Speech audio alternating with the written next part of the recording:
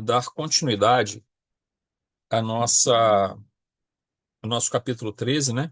A apostila é a 14, mas o capítulo é o 13, onde a gente começa agora no item 5.4, né? Só que eu gostaria a gente está falando sobre esquizofrenia, lembrando que aqui é o Dr. Emir falando àquela equipe de médicos, né? Aquela junta de médicos naquele hospital psiquiátrico. E mais uma vez reforçamos essa questão, né, que ele é um espírito que encarna com essa missão de trazer uma abordagem espiritual juntamente com a abordagem médico e farmacológica, né? A psiquiatria junto com a abordagem espírita, como fizeram no passado, por exemplo, não tão intensamente nesse sentido, mas mais no plano espiritual, o Dr. Bezerra de Menezes, e depois, já no plano da matéria, o doutor Inácio Ferreira também, com um trabalho dessa natureza. Então, o trabalho do doutor Emir, sob a orientação do seu mentor, doutor Ximenes, ocorre nesse aspecto. Então, aqui ele está conversando com uma equipe de médicos, alguns são espíritas, outros não, mas todos aceitam a proposta terapêutica que está sendo feita, e os casos ali são, obviamente, por ser um hospital psiquiátrico espírita, envolve os casos de psicoses, em especial as esquizofrenias, né, que são mais usuais. Antes da gente entrar no 5.4, só reforçando que aqui dos principais sintomas que nós identificamos dentro desses quadros de esquizofrenia, é muito amplo esse termo, né, e a sintomatologia, mas é principalmente distúrbios na área receptiva, de percepção auditiva e visual, mas é mais comum na percepção auditiva ouvir vozes. Por alguma razão, a visão, a vidência não é tão assim clara para o esquizofrênico, mas a audição é muito intensa. Então, ele tem uma percepção auditiva distorcida, que pode ser mediúnica ou não, tá? Essas vozes podem vir dos distúrbios que ele tem, pode ser anímico, por serem lembranças do passado vindo à tona, pode ser obsessivo e podem ser distúrbios no funcionamento cerebral dele. Quando a gente fala de distúrbio no funcionamento cerebral, entenda sempre que nós estamos falando aqui também de um problema kármico, né?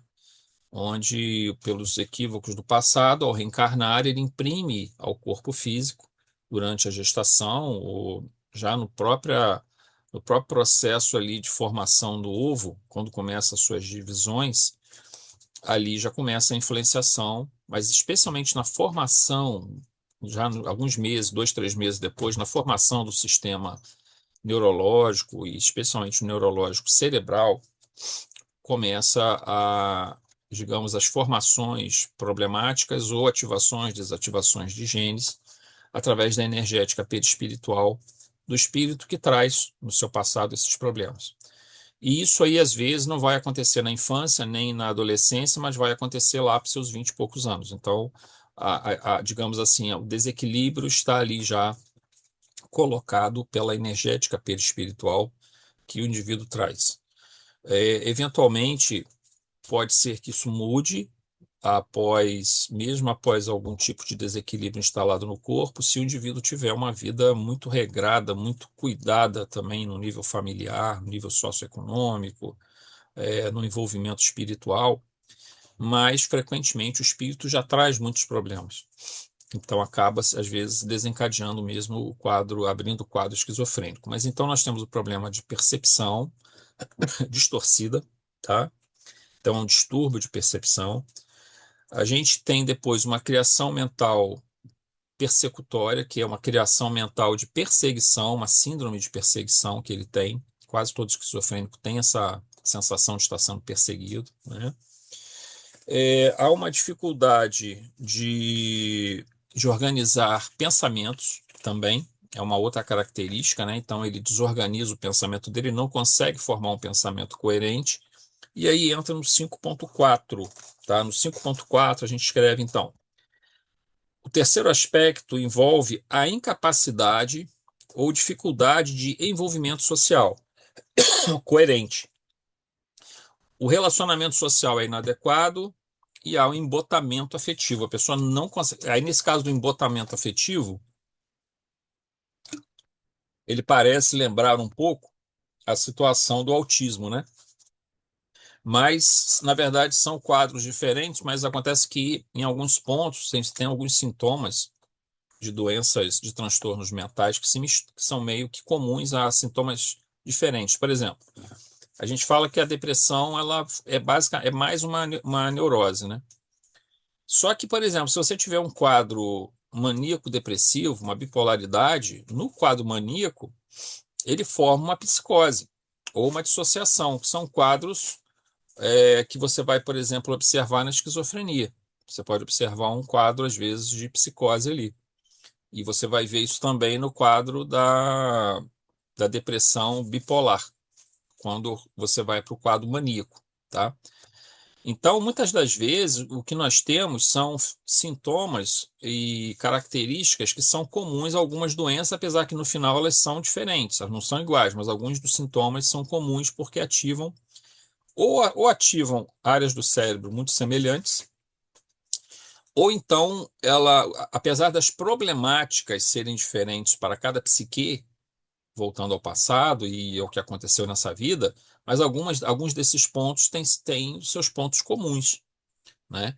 Então, nesses pontos comuns, naquilo ali vai tender a produzir sintomas mais ou menos parecidos, tá? E por isso, às vezes, ocorre muita dificuldade de se fazer, de se fechar quadros, né? Determinar exatamente qual é a doença mental, por exemplo, que a pessoa tem, né? Qual é o transtorno mental. O fechamento do diagnóstico é às vezes difícil, porque se misturam. A mente humana é muito complexo, o cérebro humano é muito complexo, a nossa história pregressa, juntamente com a questão espiritual, é muito difícil, porque às vezes o que vai parecer ser uma dissociação psíquica, ou seja, como se fosse uma dupla personalidade, na verdade, é a manifestação de uma entidade obsessora, né? Então, esses quadros, eles são complexos, mas a tendência é que a humanidade, e se nós tivermos uma psiquiatria que ela envolva o espiritual, traga o espiritual, e nesse caso, a doutrina mais assim própria, apropriada para isso é a doutrina espírita, e aqui nós falamos assim em termos de entendimento mais aprofundado, mais específico, é a doutrina espírita que vai dar esse suporte, mas a gente está falando muito também de uma psicoterapia do evangelho, né? A gente sempre fala isso, Jesus é o psicoterapeuta por excelência. Então a gente sempre vai tentar trazer o evangelho para dentro dessa psicoterapia, mas o entendimento mais aprofundado, mais específico, o esquadrinhamento de tudo, a doutrina espírita vai ajudar muito, né? E a ciência vai evoluir também, vai descobrir mecanismos cerebrais que podem ser tratados por medicações específicas, mas entendendo que uma medicação psicotrópica, né, uma medicação que vai trabalhar essas disfunções cerebrais, ela só vai tratar efeito, ela não vai tratar causa. Então, a ideia é que, de alguma forma, esse indivíduo seja cercado com carinho, com orientação, para que ele consiga, na próxima reencarnação, ou chegando ao plano espiritual, ele já ter conseguido superar muito disso. Porque senão não vai adiantar. Se você ficar tratando só o efeito, a tensão que você tem psíquica, o desequilíbrio, ele vai ter que se manifestar de uma outra forma. Se não for daquela, vai ser de outra, né? Então, ele tem que achar uma válvula de escape para aquilo. Então, por isso que se a gente puder juntar as duas coisas dentro desse processo, a terapêutica vai ser mais ampla, né? Então, continuando aqui, nesse aspecto, estamos considerando, na página 7, tá, gente? Estamos considerando que se a estrutura cognitiva, ou seja, de inteligência, tá, for afetado, gerando a falsa crença, a crença persecutória, a crença de perseguição, como vimos no item anterior, também observamos o distúrbio da função ou estrutura emocional. Então, por exemplo, a gente vai ter aquele núcleo emocional e o núcleo cognitivo, ambos afetados na esquizofrenia, né?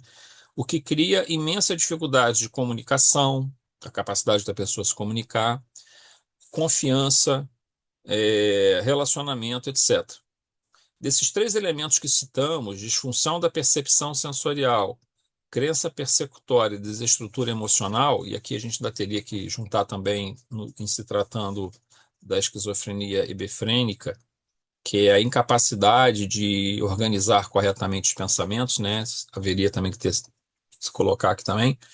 Devemos considerar que o pensamento de um esquizofrênico apresenta uma não linearidade, ou seja, não há uma progressão lógica, essa desestrutura da organização de pensamento que nós falamos, né? Ou sequencial de uma ideia a outra, e a outro pensamento, obviamente, se apresentará desorganizado e, de certa forma, fragmentada.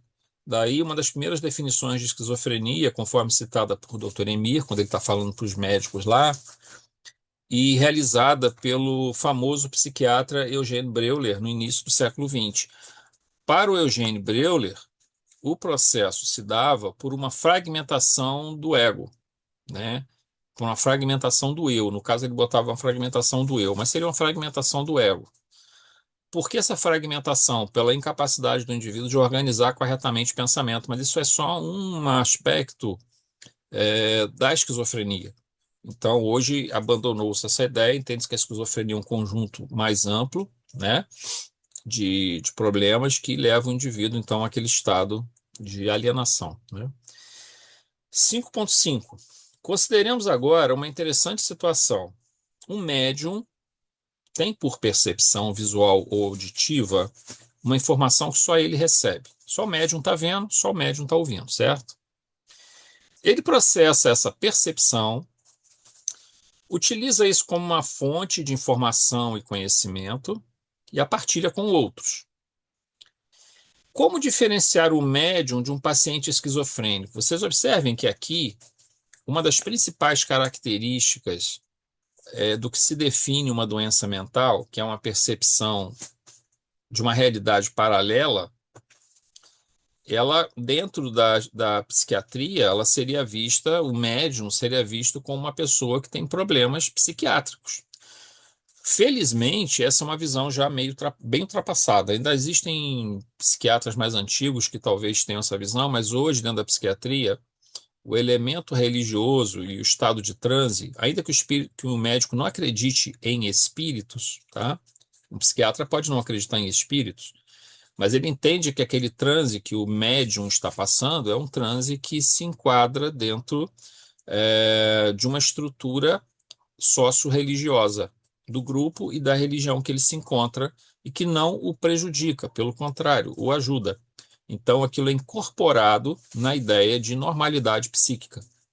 Enquanto que para o esquizofrênico, digamos que não é um médium que está trabalhando numa casa espírita, ele aquele mecanismo de recepção da informação auditiva, por exemplo, ela o desequilibra, ela cria uma crença de perseguição, ela altera ele se torna não funcional, ele se torna um indivíduo incapaz de se relacionar com as pessoas. Aí é uma situação totalmente diferente. Só que no passado, lá atrás, os psiquiatras viam os médiuns como doentes mentais.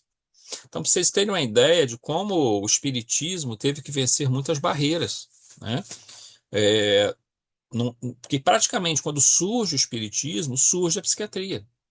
Ela não surge primeiro a psiquiatria, surge primeiro a neurologia. Aí logo depois começa a surgir os rudimentos da psiquiatria, né? E aí, quando você vai ter todo o desenvolvimento mediúnico que leva a esse estado necessário para o desenvolvimento doutrinário, porque você precisa receber as orientações através dos médiuns, você tem uma psiquiatria que está se desenvolvendo e que está vendo isso como sendo, além de problemas com a polícia, problemas com as autoridades, problemas com a perseguição religiosa, problemas com as filosofias nihilistas, com as filosofias ateias, né? Você agora tem uma visão de que o médium é um doente mental, por conta da psiquiatria. Isso no século XX, praticamente, boa parte do século XX. Então, vocês observem as dificuldades que a doutrina espírita teve que passar para se impor e para se consolidar num mundo ainda muito ignorante para a proposta de libertação espiritual, de crescimento espiritual, que a doutrina espírita traz, e é resgatando também o próprio evangelho à luz de uma visão muito mais elaborada, né? Muito mais límpida, muito mais clara, tá? Continuando aqui no item 5.5, essa é uma questão muito interessante, porque exatamente essas considerações levaram no passado a muitos médiums serem considerados como portadores de transtornos mentais. A psiquiatria vem mudando nesse sentido, mas aqui para nosso estudo, veremos mais à frente, ainda nas explicações do Dr. Emir, os problemas que envolvem antecedentes kármicos e distúrbios obsessivos relacionados aos médiums esquizofrênicos. A gente vai falar melhor sobre isso daqui a pouquinho. Mas observemos que na mediunidade, onde não há obsessão e nem transtorno mental, a percepção do médium se enquadra no item distúrbio de percepção. Isso olhando para a psiquiatria lá atrás. Se não considerássemos a existência de espíritos desencarnados e a possibilidade de comunicação.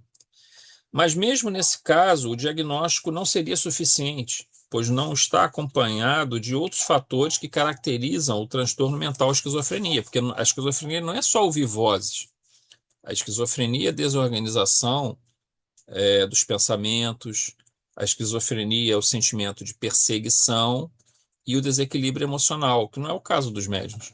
Então, essa qualificação que foi dada no passado pela psiquiatria e pela neurologia foi assim, muito mais fruto do preconceito e da ignorância do que propriamente de uma pesquisa séria.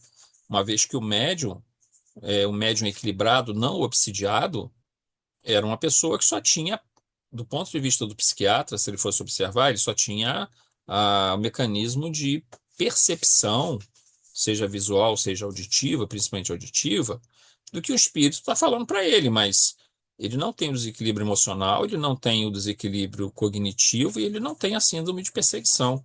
Então ele não se enquadra no quadro de esquizofrenia. Mas, para muitos desses psiquiatras, olha, e vou dizer mais, mesmo eu não me lembro agora se foi a minha irmã, isso já tem aí 40 anos atrás, mais ou menos, na Faculdade de Medicina aqui de Vassouras, numa aula de neurologia, o médico falando dos espiritistas, né? Tipo assim, falando do problema da glândula pineal e fazendo troça disso. Então, assim, nós temos essa questão de que não há muito tempo atrás, essa visão menos materialista da neurologia e da psiquiatria e uma visão mais espiritual era uma coisa difícil, tá? Então, a gente avançou bastante nesse aspecto, o que vai produzir, obviamente, resultados muito bons no futuro e já no presente, onde tivermos o profissional agindo dessa forma, né? O médium, continuando aqui na leitura do item 5.5, o médium não sofre a crença persecutória, não possui a desestruturação emocional afetiva, não existe a ocorrência da não linearidade das ideias e confusão mental. Não existe desorganização psíquica ou fragmentação de ideias. O médium não apresenta incapacidade de relacionamento social e o consequente isolamento do grupo. Pelo contrário, o grupo partilha a mesma crença de suas ideias percebidas. O médium não apresenta embotamento emocional ou catatonia. Dessa forma, a caracterização de médiums como portadores de transtornos mentais foi um triste capítulo da psiquiatria do passado, mas que, felizmente, é uma página virada na história dessa ciência. E, como veremos, a mediunidade tarefeira se transforma em um instrumento muito bom nas tarefas de tratamento dos transtornos mentais.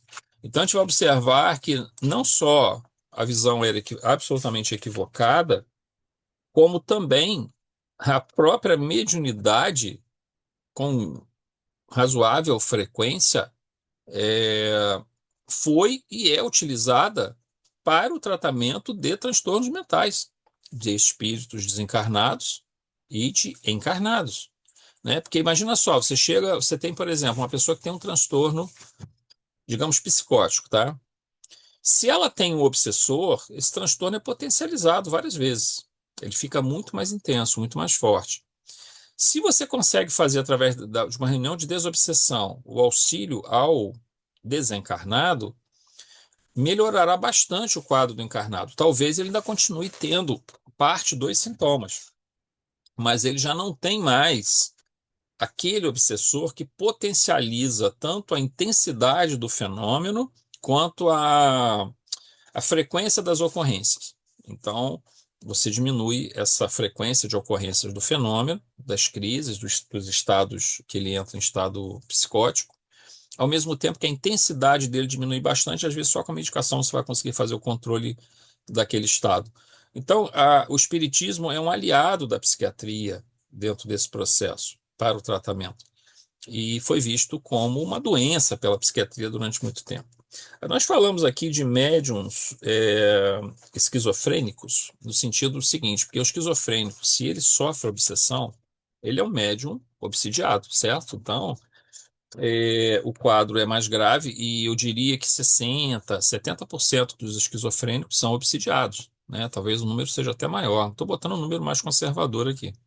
Uns 70% são obsidiados e com níveis de obsessão diferentes, tá? De intensidade diferentes, porque depende de cada caso, né? E uma situação que, cada situação que levou aquilo do passado tem um nível de intensidade, de desejo de vingança por parte da entidade, tem todas essas situações, tá?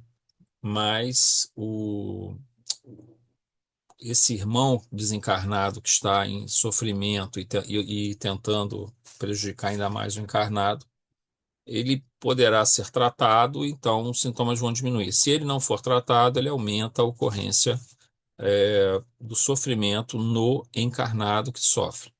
Então, por isso que a gente usa o termo, às vezes, médium esquizofrênico, mas é médium esquizofrênico, na verdade, ele é um esquizofrênico que acabou desencadeando a mediunidade, porque se o obsessor consegue atuar, não só no sentido vamos dizer assim, não só no sentido da intuição, mas ele consegue atuar mais diretamente, como se fosse uma mediunidade ostensiva. Então, nós temos um médium em desequilíbrio, né? E um médium em desequilíbrio com esquizofrenia. E aí o caso é grave, precisa, obviamente, de tratamento. Gente, quem poderia fazer então a leitura agora dos próximos parágrafos, que é o item 6, para ver se a gente consegue pelo menos o item 6 hoje a gente finalizar, e aí na semana que vem a gente já termina o item 7, já dá tempo inclusive de entrar no capítulo 14 também. Seria ideal. Quem que poderia ler para a gente, por favor?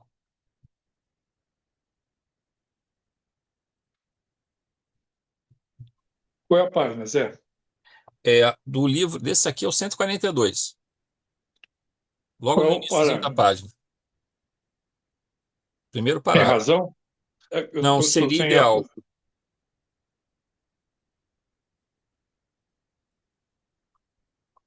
Para mim, aqui é o 142, mas é que é o antes do em razão, é o parágrafo anterior. Anterior. Seria ideal. Tá. Isso aí. Eu vou ler e você me Ah, não, avisa deixa quando comigo, tem eu te página. falo. Eu te falo aqui. Abre aspas.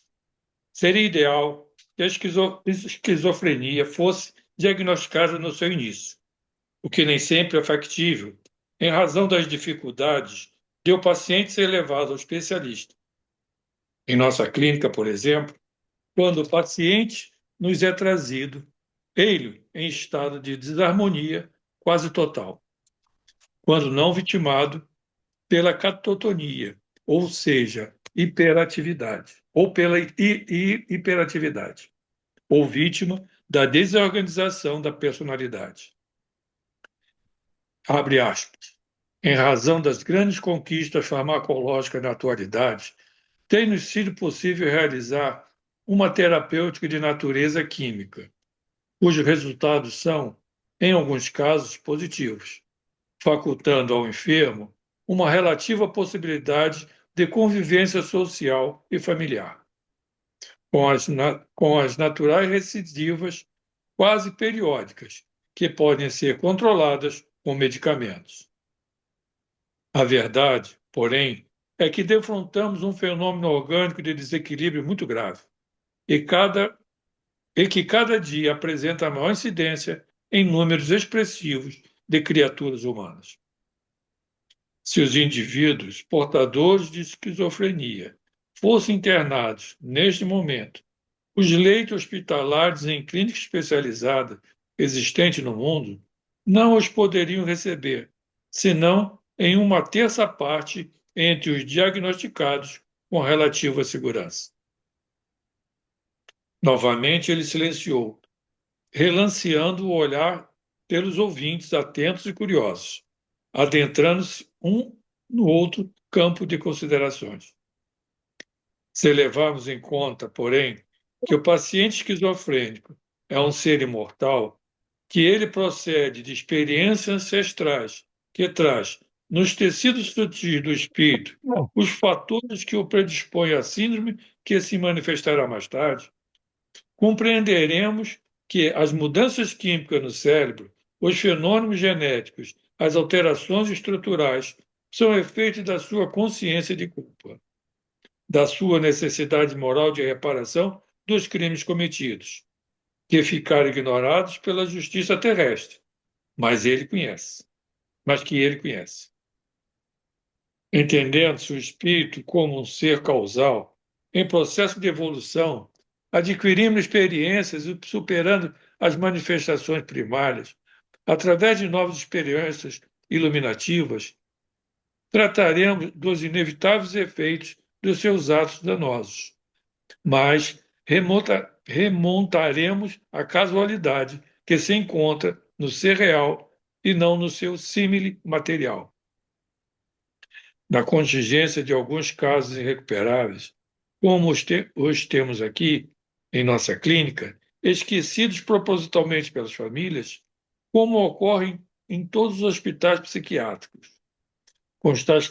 Constataremos, perdão, que se trata de impositivos expiatórios para eles, já que foram mal sucedidos em outros tentames provacionais.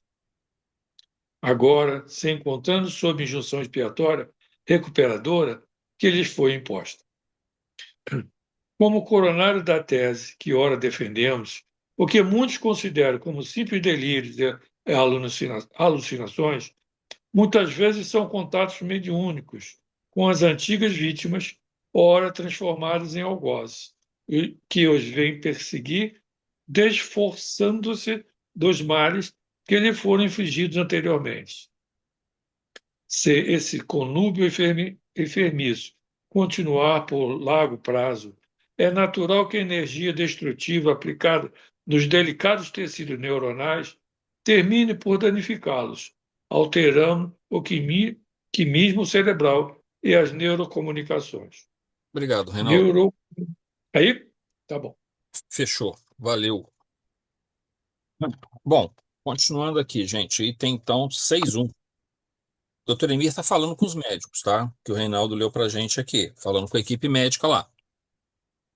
Então, no 6.1, doutor Emir trata a necessidade de diagnóstico precoce dos casos de esquizofrenia, o que poderia permitir o melhor manejo da doença e o agravamento do quadro de sintomas.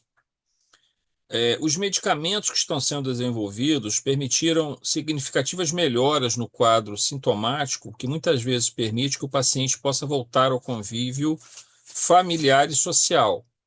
Na maioria das vezes com restrições, mas ainda assim em condições muito melhores do que no passado, quando os pacientes de esquizofrenia eram tratados sempre com internações e procedimentos bastante agressivos, que apenas alteravam o quadro temporariamente, como a eletroterapia e a insulinoterapia, muitas vezes com resultados desastrosos, né? No caso da insulinoterapia, às vezes a pessoa morria, porque se fazia o choque com a redução do nível de açúcar no sangue e baixava demais, se não tinha às vezes controle do processo, a pessoa morria por hipoglicemia aguda, né? A eletroterapia ainda hoje é usada, tá, gente? Não assim. É importante entender que antigamente se dava choques muito violentos na pessoa. E tinha resultado, tá? A pessoa dava uma melhora temporária. Resultado, assim, temporário.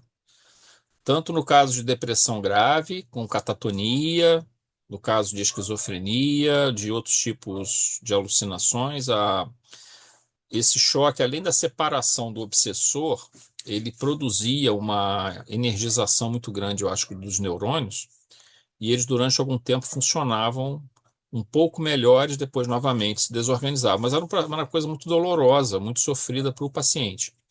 Hoje em dia se trabalha com a utilização de eletroterapia, mas são uma tensão e uma voltagem e uma corrente muito menor. Ele é muito efetivo em casos de depressão muito grave. Quando você tem uma depressão muito grave, com risco, por exemplo, de suicídio, se pode utilizar a eletroterapia com bons resultados. Só que essa eletroterapia, ela é assim, uma tensão bem menor, aplicada na cabeça, né? Aqui geralmente nas têmporas, e uma corrente menor também. O indivíduo tem uma sensação da passagem da corrente, mas não é tão dolorosa quanto no passado, que era um choque muito forte que se dava.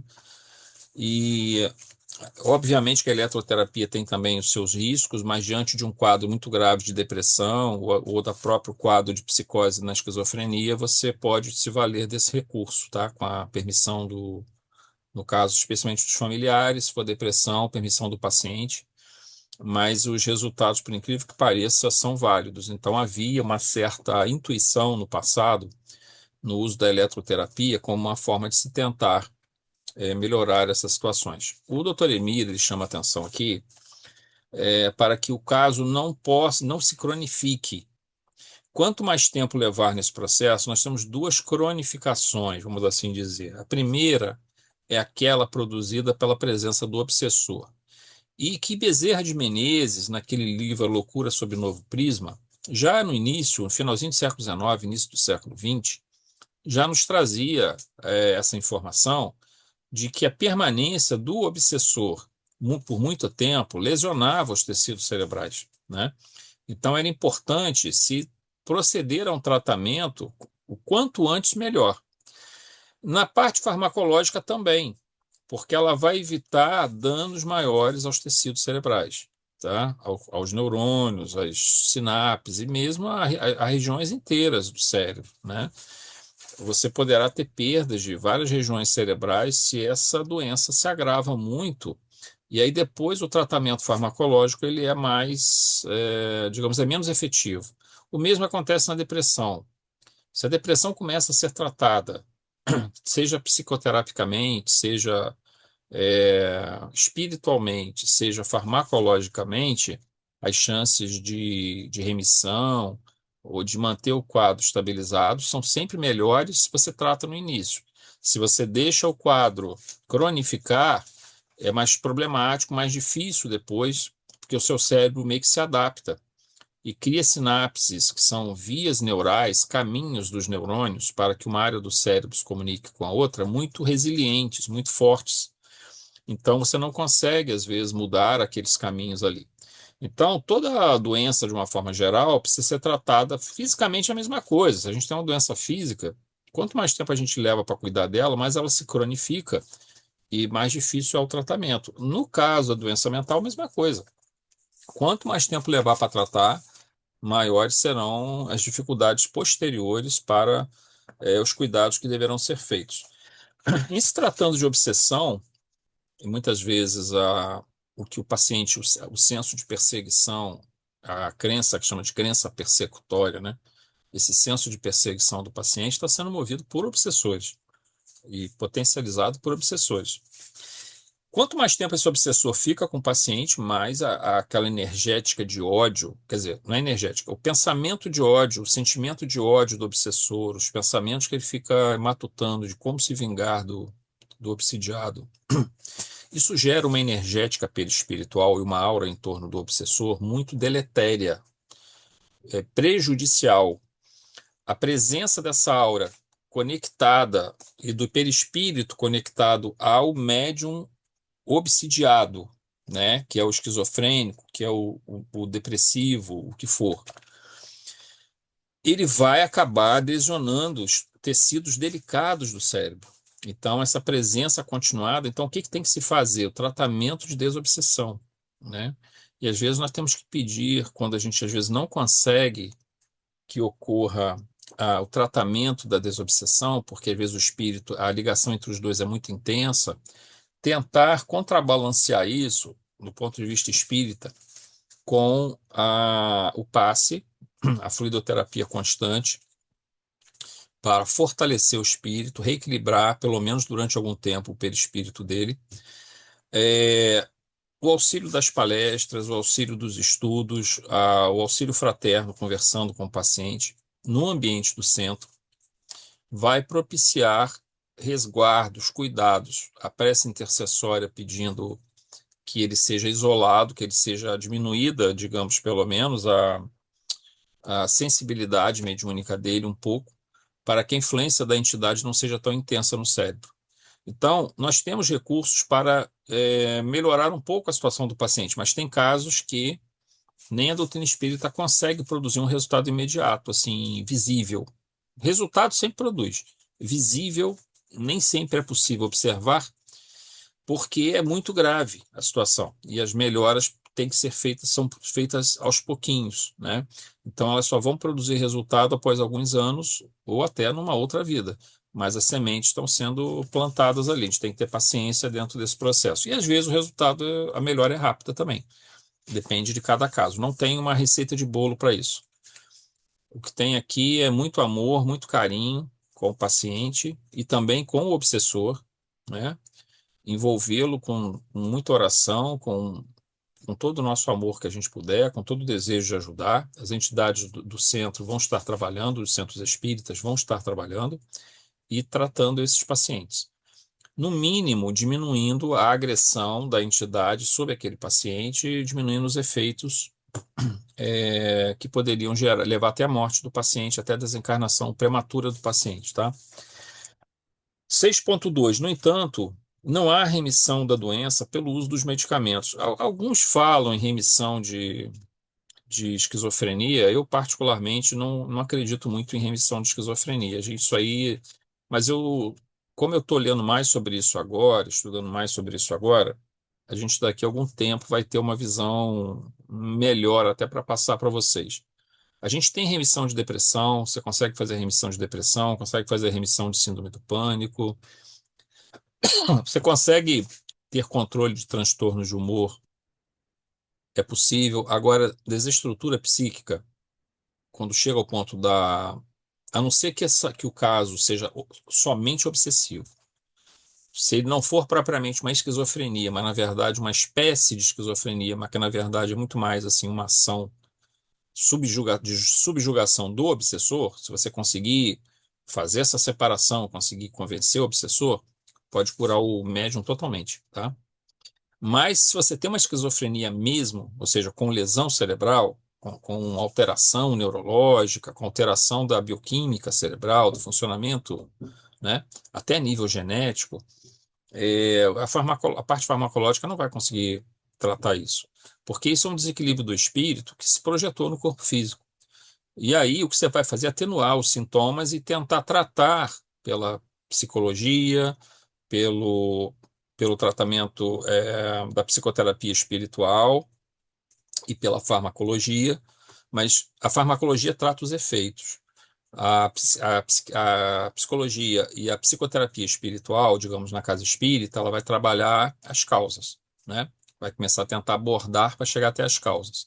E aí sim você vai preparando aquele paciente para uma melhora progressiva. Mas é pouco provável que uma esquizofrenia clássica você tenha remissão de sintomas. Ainda que alguns livros, eventualmente, alguns autores colocam isso, outros autores não, tá? Mas a gente, como os casos são muito complexos, às vezes aquilo que foi detectado como uma esquizofrenia que houve a remissão, ou seja, a doença acabou, às vezes não era um diagnóstico correto. Às vezes era uma obsessão clássica ali, que foi retirado o obsessor, a pessoa voltou ao estado normal. Então, é importante ter um pouco cuidado com isso aqui, tá? Continuando seus esclarecimentos, o jovem psiquiatra adentra o campo da verdadeira natureza do problema, que apesar de suas manifestações expressas em disfunções neurológicas, neuroquímicas ou psicológicas, Especialmente as duas primeiras, ou seja, a neurológica e neuroquímica,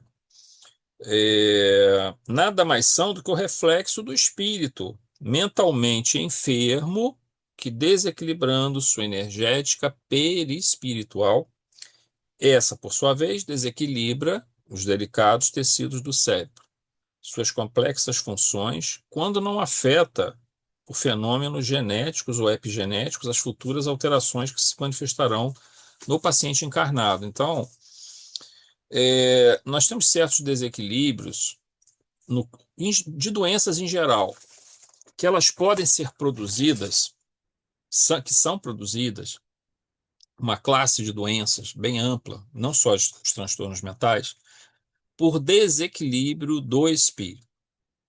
Desequilíbrio psíquico dessa entidade abstrata, que nós chamamos espíritos, mas que ele se reveste, então adquire uma definição, adquire uma individualidade, digamos assim, uma forma de se mostrar aos outros pelo seu perispírito, né? Porque o espírito, como pensamento, como um raio de luz, vamos dizer assim, né? Vamos tentar encontrar uma analogia. Como é que você vai perceber um raio de luz? Como é que você vai perceber um pensamento, né?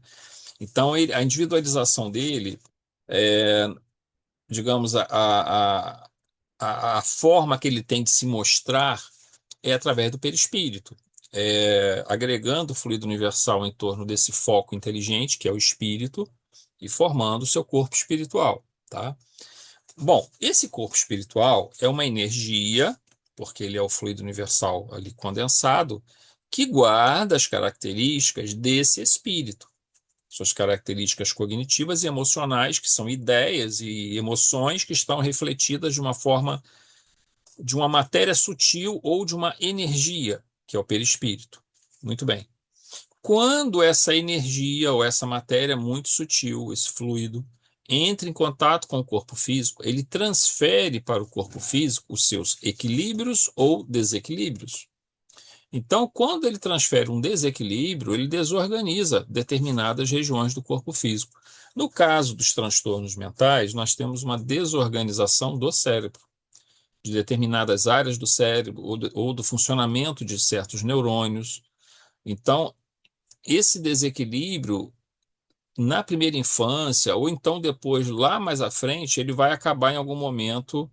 É como se fosse uma, digamos assim, uma bomba relógio que vai explodir mais na frente, porque já desequilibrou geneticamente, ou já há uma desestrutura, dos neurônios ali que vai mais à frente dar problema, né?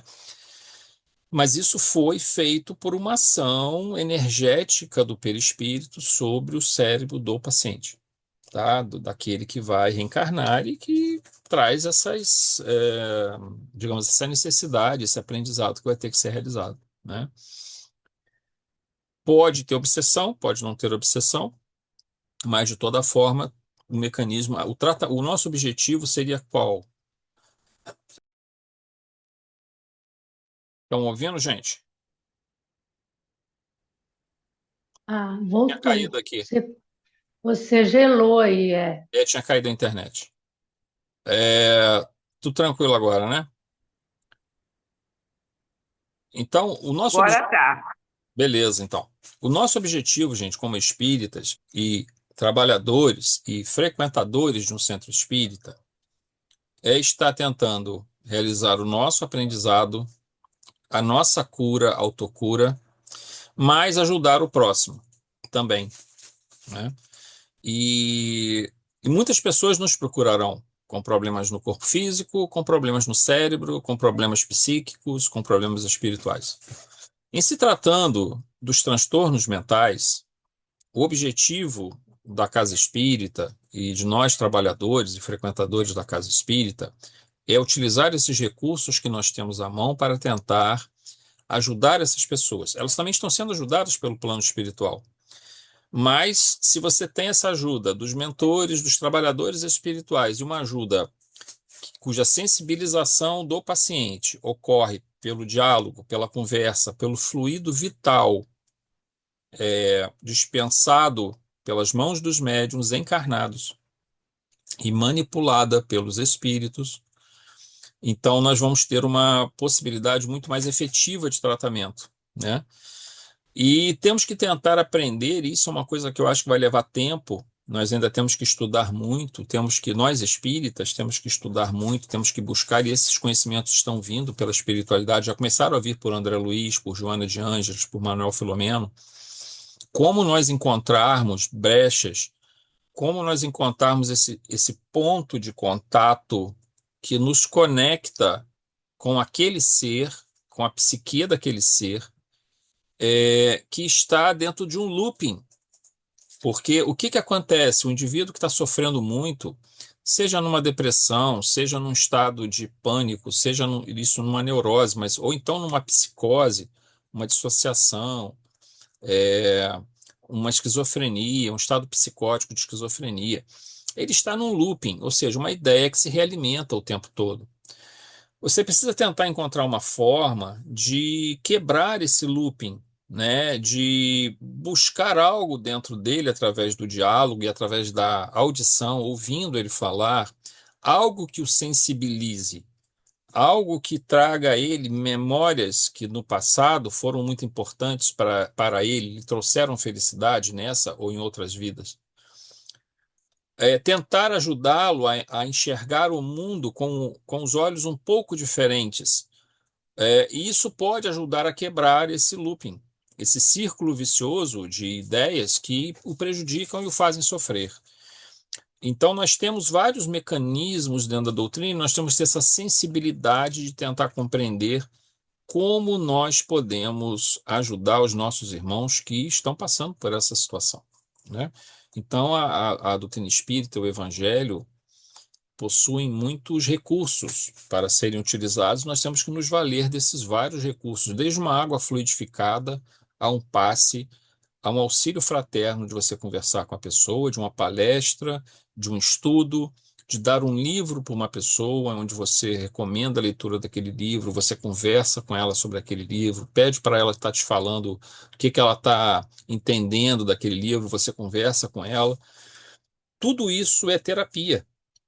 Tudo isso é um trabalho de aprendizado nosso dentro da doutrina espírita, sem querer inventar nada, né? Mas ao mesmo tempo fazendo aquilo que está ao nosso alcance e sem também tirar os trabalhos e as partes que cabem à psicologia, né?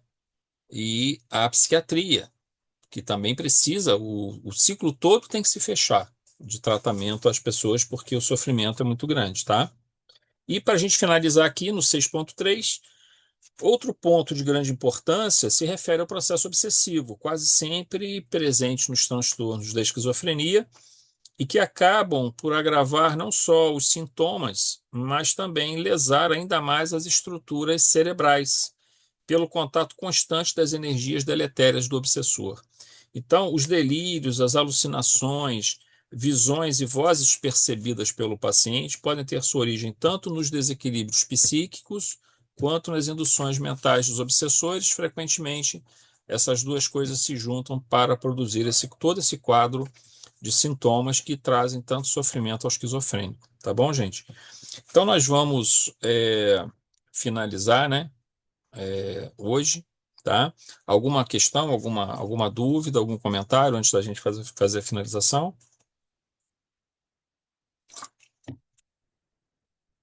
Vou só anotar aqui o final, senão me perco depois. 15 do 1. Vou pausar aqui então.